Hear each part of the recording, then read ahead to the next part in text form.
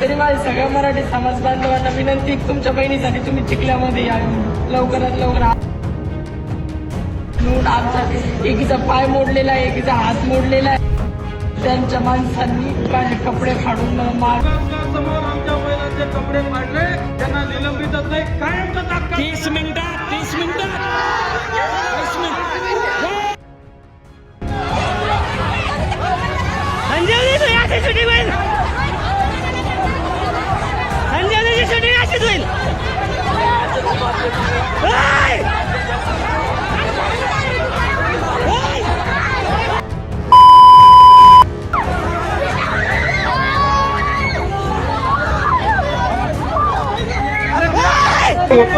या समाजाचा आज कुठेतरी उद्रेक झालाय.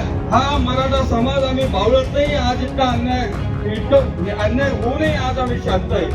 पोलीस प्रशासनासमोर आमच्या माता भगिनीचे कपडे फाडले जातात, तर हे मिंद सरकार, हे अंदाधुंद सरकार काय करतंय?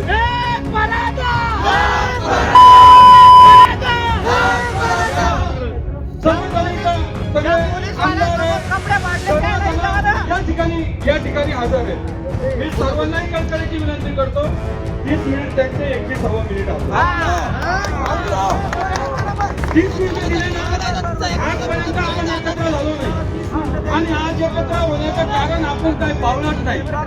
आणि त्या 2 पोलीसवाल्याबद्दल बोला, व्हिडिओ मध्ये येते. शांत राहू सगळं पाणी आमच्या खाली येऊन गेलंय. आता हे सुद्धा मला बोलावलं नाही. अरे तो व्हिडिओ आज व्हायरल झालाय, तो व्हिडिओ बघताना सुद्धा लाज वाटते. तर आमच्या महिलावर अत्याचार झाला तर आमची किती ठिणगी पेटली असत. आज तुम्ही आम्हाला येऊन आम्हाला शांततेचं आवाहन करतोय. शांततेचं आवाहन छत्रपती शिवाजी महाराजांचा मावळा हा विरतच करत आलाय, म्हणूनच हा आज अन्याय या ठिकाणी झालेला आहे. जर मराठा समाज जर तो पहिला पेटलेला असता ना, तर आज ही वेळ आली नसती. परंतु आज मी पोलीस प्रशासनानं तुम्ही 30 मिनिटं दिले ना, 30 मिनिट तुमच्या 31 मिनिट आमचा मराठा बांधवाचा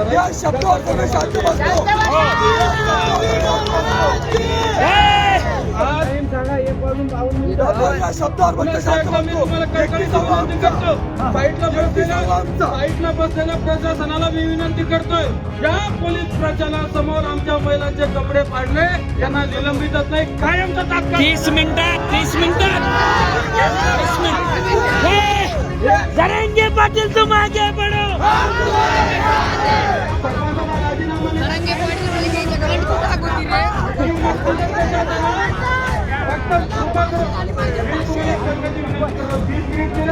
आपण छत्रपती शिवाजी महाराजांचे मावळे आहोत. आलेला कार्यक्रमाची ताकद आपल्या आपण मागण्याने भरल्या.